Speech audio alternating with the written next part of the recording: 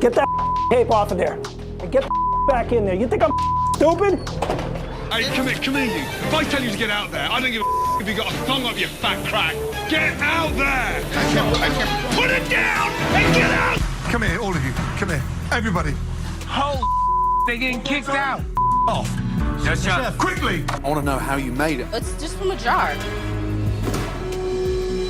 These are the times Hell's Kitchen contestants broke the rules. And this contestant decided to bend all the rules to his comfort. In the 6th episode of Season 1, after Chris North was eliminated, Ralph Pagano and Michael Ray were still in disbelief and awe of that decision. Ralph insisted that he and Michael needed to be more focused if they had to be successful. The following day, Chef Ramsay told Ralph that he wasn't happy with his service from the previous evening. Ralph. Yes, chef. For some of the experience, I thought a little bit more refined, a little bit more on the ball and less sloppy. Don't splash it. Yes, chef. Slightly surprised and somewhat pissed off at your performance. Despite his vows that he will do his best, Chef Ramsay warned him of the same consequences as Chris: elimination. And now that Chris is not here, do you get the message? Loud and clear. Later, during the blind test challenge, the final participants from the blue team were Ralph and Michael. But after a disappointing performance, due to missing the final ingredient, the challenge was cut short, resulting in a 1-4 loss for the blue team. Come on, Ralph. It's only a leaf. What was that? Romaine lettuce, chef. Oh, lettuce! You lost, Ralph. Yes, chef. Another disappointment. Oh.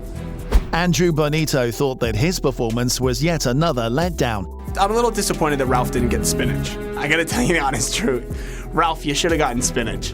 And Chef Ramsay indeed found Andrew's performance depressing. Pretty crap.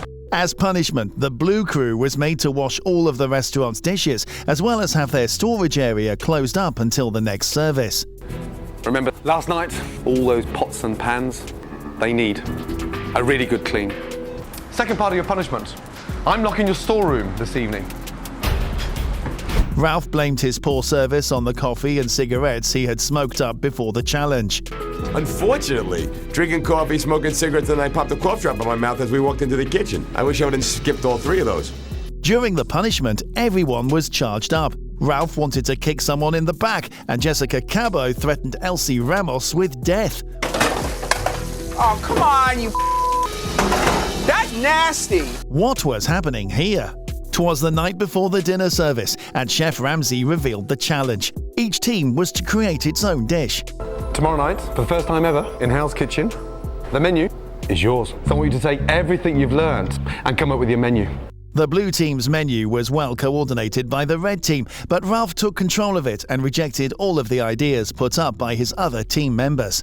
Jessica suggested a chocolate cheesecake cake, but Ralph refused and suggested a flourless cake. You know what we could do like a chocolate cheesecake. No, don't do a chocolate cheesecake. After that, Ralph ignored Andrew's brilliant suggestion to add braised fish and instead served poached halibut. It's a braised salmon. I'm not big on salmon myself. I think halibut's great because I think people like halibut. What was supposed to be a team effort ended up being a solo performance. This was supposed to be a group effort, but it was more of a group effort underneath Ralph. They couldn't afford any mistakes, and so Ralph took charge of teaching Andrew Bonito how to poach a halibut during preparation. I was trying to keep a firm handle on what was going on. You know, right now we can't afford any mistakes. After hearing about their second penalty, he hoped the clients did not place a large order for newborn chickens and compared it to having one arm tied behind his back. It's kind of like having one arm tied behind my back. Hopefully they don't order a lot of chicken. Sous Chef Scott dragged the young hens back into the storage room as Andrew Bonito was going to scam his way out of getting it. Get that tape off of there. And get the back in there. You think I'm stupid? But they got it on the first try. Now that's one way to get caught. You get a punishment. You don't break it so it works for you. You blew it, pay the consequences. Got it? Yes, chef. With their appetizers, the blue team got the dinner service off to a good start. Andrew, however, had trouble with their halibut entrees. Andrew first prepared the fish to perfection, but Chef Ramsay rejected it because he served it on cold plates, saying, I've now got stone cold bowls. I want the whole lot dressed. I don't want them piping on. I'm going to stop there. Why are we serving food on stone cold plates, Andrew? So you cook it to perfection and now you choose to serve it on a stone cold plate.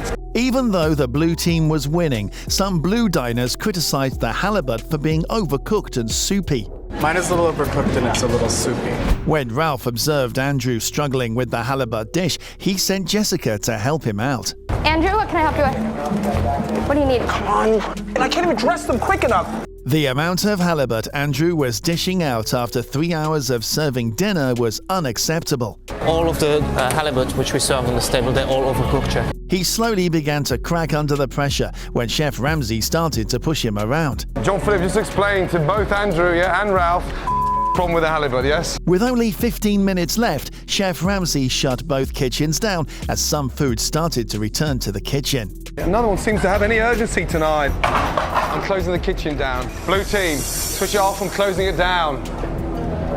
During the post-dinner service, when Chef Ramsay questioned the blue team over the halibut fiasco, Ralph remained silent. He came up with the idea on his own, so he should have defended his team. Instead, he decided to keep quiet and accuse Andrew. When a furious Andrew revealed that the entire menu was Ralph's idea, the latter hurried to defend himself, saying, "The dish would seem to be a combination of everybody, Chef." When it was time for the eliminations, Jessica nominated Andrew, but guess who Chef Ramsay called out? Ralph. So my nominee for tonight is Andrew. Ralph, step forward. In his defense, Andrew claimed he felt like he worked for Ralph rather than the team and declined to accept accountability for the halibut that Ralph suggested. He said, Because that dish wasn't me, it wasn't mine, that if I had served what I wanted, you know what, Jessica may not have had to make that decision whatsoever tonight. But Ralph made a powerful comeback. He boasted about how flawlessly he had managed the entire operation, how he had taken ownership of each dish, and most importantly, how he hadn't complained like Andrew. A burden of work to be put on my shoulders. I prepared the dishes that I had to prepare today. I executed 23 of the entrees. I did my job. Now that was a winning statement, and Chef Ramsay asked Andrew to leave for his lack of accountability and inability to accept mistakes. That does not, however, indicate that he pardoned Ralph. Chef Ramsay gave him a severe reminder, saying, Beware, Ralph. You're not untouchable. While Ralph, who had breached a crucial rule, was given a warning, this next participant could not wait for the end of service to start his binge. Look at his eating, look. Haven't you got enough in there? But that's so good. No, I mean, I just took a quick little bite. It's really tasty.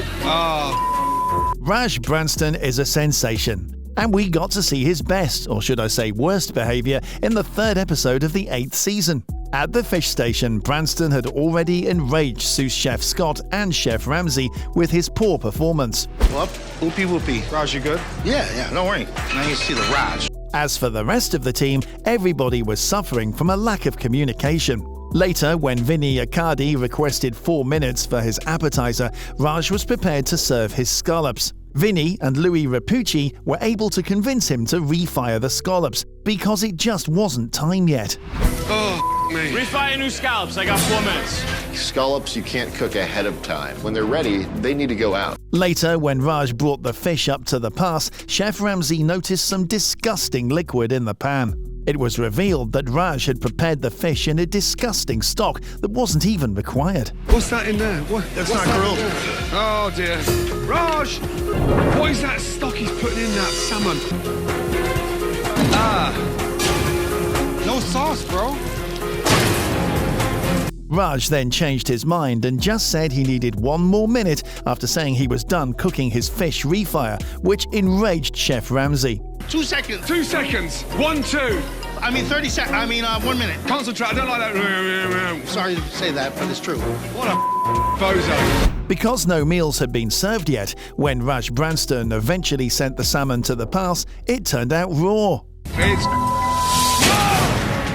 The first entree for the blue team wasn't served until Vinny Accardi came up to offer help. Raj just cannot cook at all. Anything. So you have to go over and do it for him. But Raj was not done yet. He had already prepared 3 Dover soles when the order was not given, and when the orders actually came, he just threw up his hands and said there were none. How many have you cooked? 1, 2, 3. Oh my God. Soul special! Chef, we ran out of the soul special. I've got 3 on order!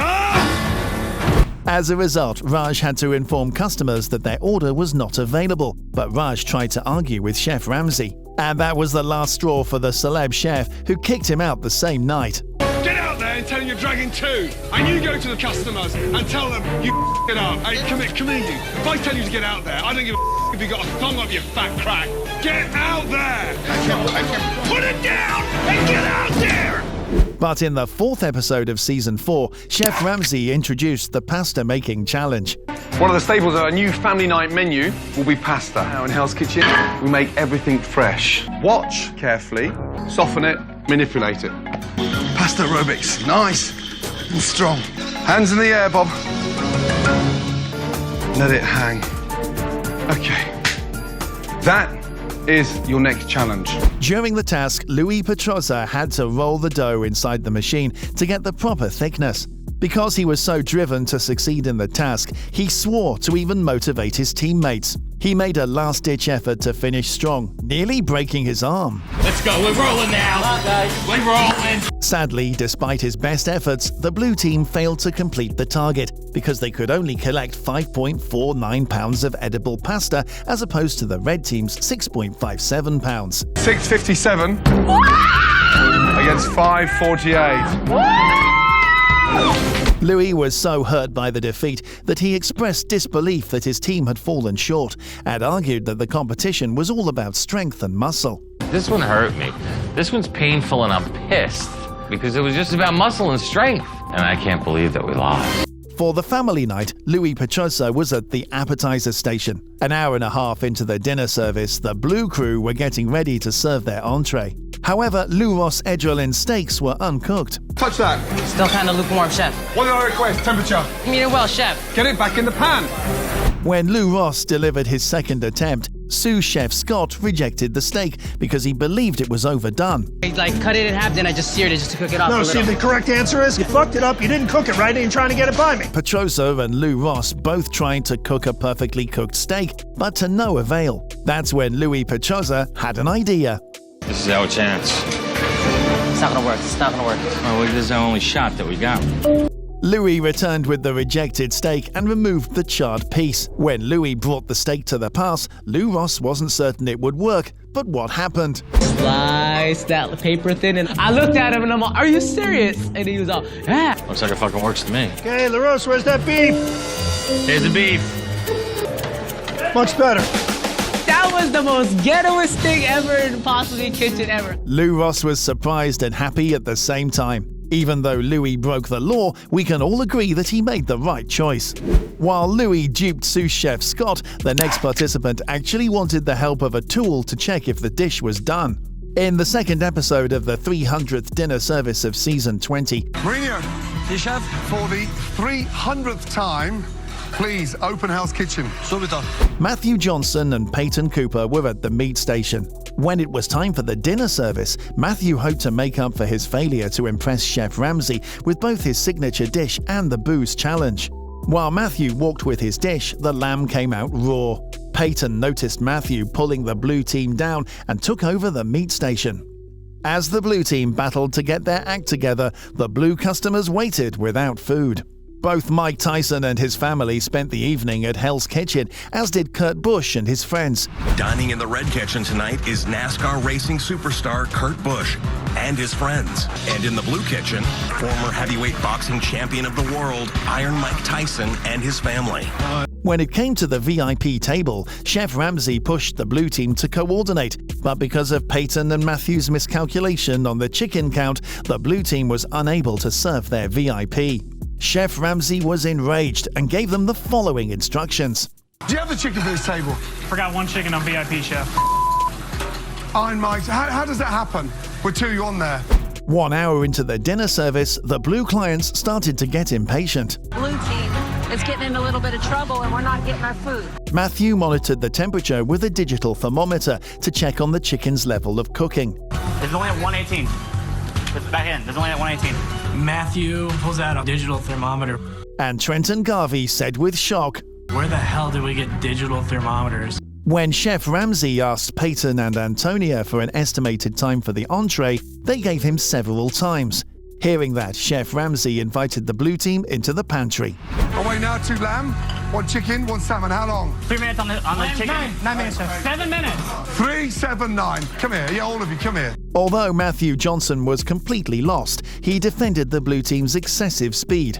It's just really fast, and we're trying. And Really fast? Yes. Eventually, after growing frustrated with the blue team's lack of communication, Chef Ramsay kicked out the entire group. Come here, all of you, come here. Everybody. Oh, they're getting kicked out. Give me 2 people that you think your team could do without. Now, off. Yes, Chef. Quickly! During the nominations, Matthew was the first candidate for the blue team and Peyton was the second. Antonio, the blue team's first nominee. Matthew. Blue team's second nominee. Peyton. Matthew was eliminated because Chef Ramsay said he had the worst attitude of all the young guns up to that time and the worst performance as well. Matthew, your attitude sucks. Therefore, I'm not listening to your Give me your jacket. During his exit interview, Matthew admitted that he thought he may live longer and believed using a digital thermometer wasn't wrong. After you left the kitchen, I found this, a meat thermometer. The next time you decide to cook protein, use it properly. Good night. Yes, I use the meat thermometer, but I promise I can actually cook real food. Let's now jump to the first episode of Season 14. With the goal of impressing Chef Ramsay and showing their skills, everyone took part in the Signature Dish Challenge. Monique Booker, Brett Hauser's opponent in this challenge, decided to take it easy. It's women versus men in the Signature Dish Challenge. Hauser presented Chef Ramsay with a bone-in veal chop of saltimboccia and mashed fingerling potatoes. He received 3 points from Chef Ramsay because he thought the food was attractive but yet rustic. And are counting on Miami sous chef Brett's bone-in veal chop saltimbocca served over smashed fingerling potato. It's rustic, but it's got charm. Delicious. Solid free. Good job. Thank you, Chef. When it was Monique's turn, she simply said that she used marinara sauce, but Monique insisted that using canned sauce was acceptable. She asserted that unless someone was from Italy or was born Italian, no one would make the sauce from scratch. I don't think there's anything wrong with canned sauce. And you're like born as an Italian, you're not gonna be making your sauce from scratch all the time. When Chef Ramsay spat out the food, Monique argued with him that he ought to have told her sooner if he preferred a freshly prepared sauce to a prefabricated sauce. Tell me about the marinara sauce. I want to know how you made it. It's just from a jar. If you wanted it, you should have just told me. I would have did it. You I've got to tell you what I want. Yes. I can tell you that Monique narrowly escaped elimination that night. After losing the challenge 28-31, the red team was punished by having the dining room refurbished for opening night and having confirmation letters sealed in envelopes. Yep. You will be stuffing and licking all night long. T. Gregoire corrected Monique when she mentioned that they would beat the men on a typical night in the dorms and that they hadn't done so yet. Like on a regular night, we're gonna whoop their ass. The guys aren't that great. When Monique grumbled that it was annoying to seal invites, T. Gregoire noticed that they wouldn't be doing that if she had made her own sauce. Serve him some jar sauce, and then you stand at the pass arguing with him. Despite not doing well in the Signature Dish Challenge, many cooks improved throughout the first evening service. However, Monique failed to dazzle. But we are here to give you the best possible videos from Hell's Kitchen ever. And if you enjoyed the video, don't forget to hit the like and subscribe if you haven't already. When Christine Hazel and Megan Gill were at the meat station, Megan Gill realized that Monique hadn't even turned on the oven. I open the oven and I'm like expecting like a facial and it's nothing. The oven's off. Monique, are you kidding me? Your oven is off and you're cooking lamb. Are you high? Later, she even served raw lamb and dried pork. Raw lamb and dried pork, like pork jerky. Look at it. Ridiculous.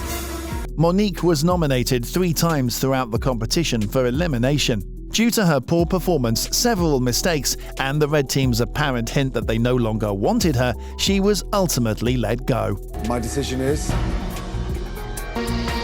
Monique. Monique is now permitted to use as much bottled sauce as she wants, despite the fact that she was unable to cheat Chef Ramsay by taking shortcuts. So these were the times Hell's Kitchen contestants broke the rules. Do you remember any other rule that the contestants ruthlessly broke? Let us know in the comments down below. See you in the next video. Peace out.